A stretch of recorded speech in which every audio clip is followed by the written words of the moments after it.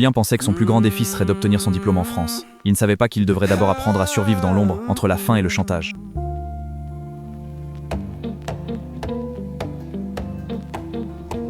Nancy, minuit.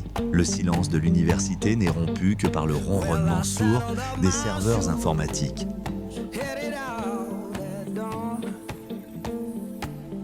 Dans la pénombre d'un couloir, une silhouette se glisse avec précaution. C'est Julien. Il a 23 ans. Il n'est pas ici pour pirater un système ou pour passer une nuit blanche sur un projet de code. Mais la réalité est bien plus crue. Julien n'a nulle part où aller. Arrivé en France quelques semaines plus tôt pour ses études en informatique, son rêve s'est brisé contre la crise du logement. Pas de garant, pas de proches, pas de toit. Je me sens tellement isolé. Et donc, chaque soir, il attend que le dernier agent de nettoyage quitte les lieux.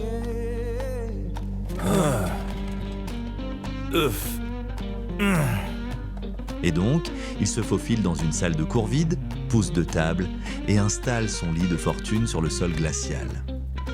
Oh, je suis si fatigué. Pour Julien, chaque journée est un marathon contre l'épuisement.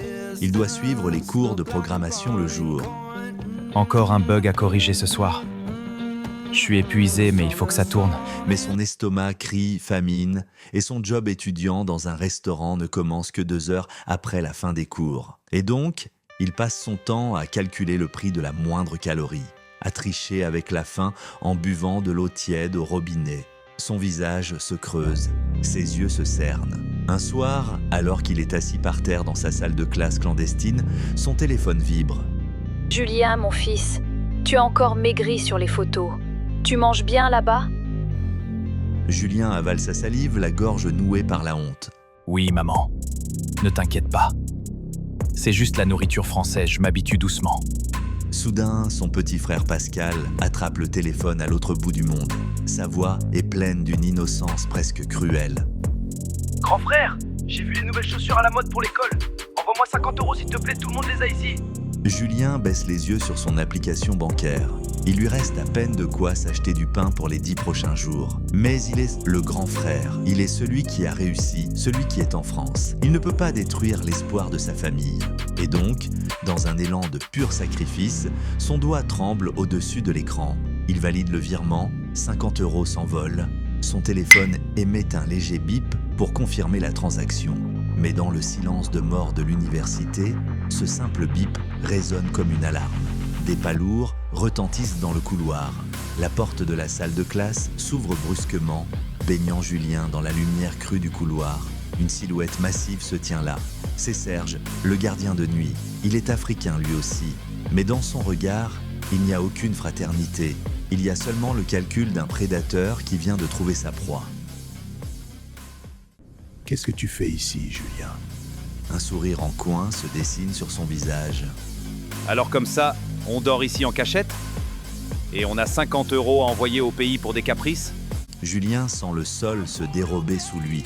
Si Serge le dénonce, c'est l'exclusion immédiate de l'université, la perte de son visa et le retour au pays la tête basse. Tu croyais vraiment que tu allais t'en sortir comme ça ? Serge le sait.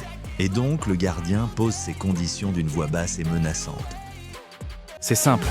Soit tu me donnes 50 € pour mon silence tout de suite, soit demain matin, ton nom est sur le bureau du doyen et de la préfecture. Julien regarde ses mains. Les 50 derniers euros de son compte venaient de partir pour une paire de chaussures. Il n'a plus rien, mais la peur est un puissant moteur. S'il vous plaît, Serge, laissez-moi jusqu'à demain. Je touche mon salaire du restaurant, je vous jure, je paierai tout. Quelques heures plus tard, Julien est debout devant la plonge du restaurant. L'eau est bouillante, les produits chimiques lui brûlent la peau et les vagues de chaleur lui donnent le vertige. Mais il frotte encore et encore, les yeux fixés sur les restes de nourriture que les clients ont laissés dans leurs assiettes.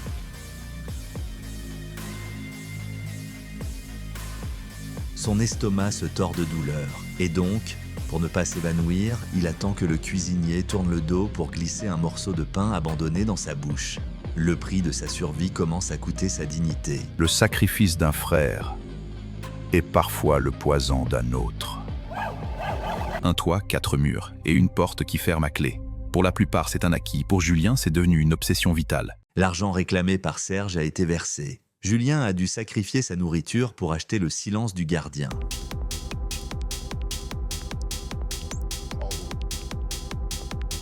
Mais le problème avec les maîtres chanteurs, c'est que leur appétit ne s'arrête jamais au premier paiement.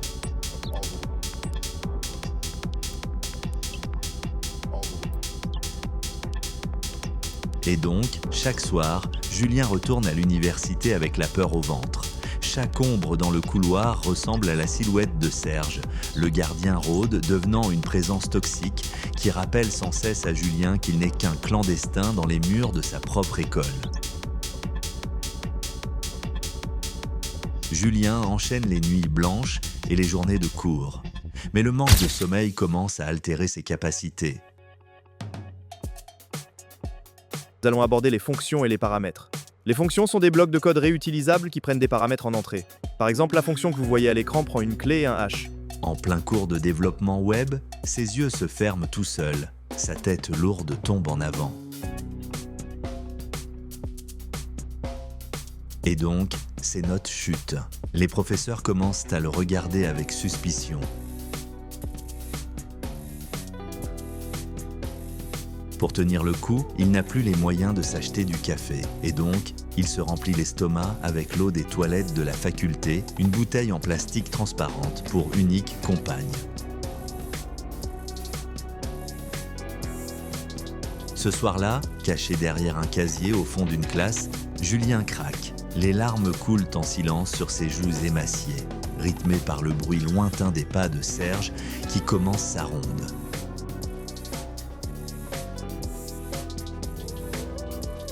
Mais au milieu de ce tunnel de désespoir, une lueur apparaît. 2 semaines plus tard, son téléphone vibre. Ce n'est pas son frère, c'est un mail de la conseillère pédagogique de l'université. Le Crous vient de libérer une chambre d'étudiants suite à un désistement. 9 mètres carrés, un vrai lit, une douche et surtout, une porte qui ferme à clé. Le prix est de 300 € par mois. Et donc, le monde de Julien change de couleur en une seconde. L'espoir renaît, violent, presque douloureux. Il va enfin pouvoir quitter cette vie de rat de bibliothèque. Mais l'administration française ne fait pas de cadeaux. Pour valider le logement, Julien doit payer une caution immédiate et fournir une attestation de travail signée par son employeur sous 3 jours. S'il rate l'échéance, la chambre sera donnée au suivant. Et donc, Julien se lance dans une course effrénée. Il contacte un camarade de classe qui cherche lui aussi à se loger pour partager les frais de la caution. Ensemble, en grattant le fond de leur poche et en empruntant de petites sommes, ils réussissent à rassembler l'argent. Il ne manque plus qu'un seul papier, la signature du patron du restaurant. C'est là que le piège se referme. Le patron du restaurant est un homme qui abuse de la précarité de ses employés étudiants. Il sait que Julien a besoin de ce travail pour son visa. S'il vous plaît, monsieur, j'ai juste besoin de votre signature pour prouver mes revenus auprès du Crous. Je t'ai déjà dit que je le ferai plus tard, garçon. Retourne au boulot. Mais il refuse de signer l'attestation tout de suite, prétextant qu'il est trop occupé avec les bilans comptables. Mais monsieur, c'est urgent! Je vous en supplie! Et donc, Julien supplie. Chaque soir, après son service de plonge, il attend devant le bureau du patron. 2 jours passent. Le papier reste désespérément posé sur un coin de table grasse, non signé.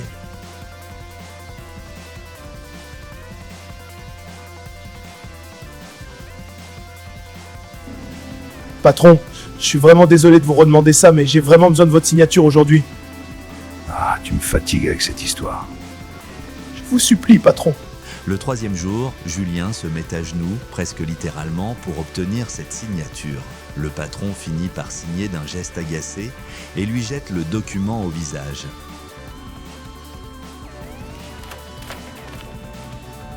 Julien court à perdre haleine vers son téléphone pour envoyer le dossier numérisé au Crous.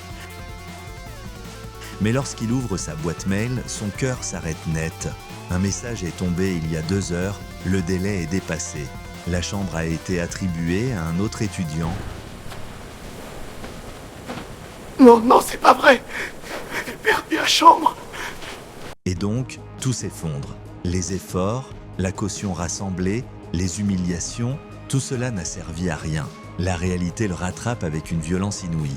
Le soir même, à l'université, Serge l'attend à l'entrée de la salle habituelle. Le gardien réclame une nouvelle taxe pour la semaine. Mais cette fois, quelque chose se brise à l'intérieur de Julien. La peur laisse place à une immense lassitude. Il n'a plus d'argent, plus de logement, plus d'espoir. Petit, où vas-tu?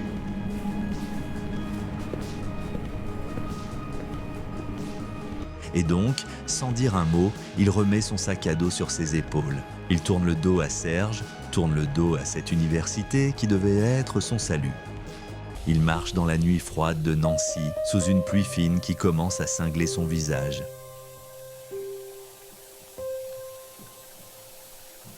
Il se dirige vers le seul endroit de la ville qui ne ferme jamais ses portes, la gare ferroviaire.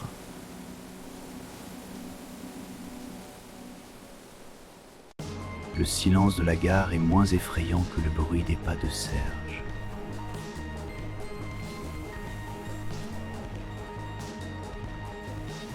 Julien a tout perdu en 4 jours. Son argent, son logement et sa sécurité. Réussira-t-il à valider son année en dormant sur un banc de gare ?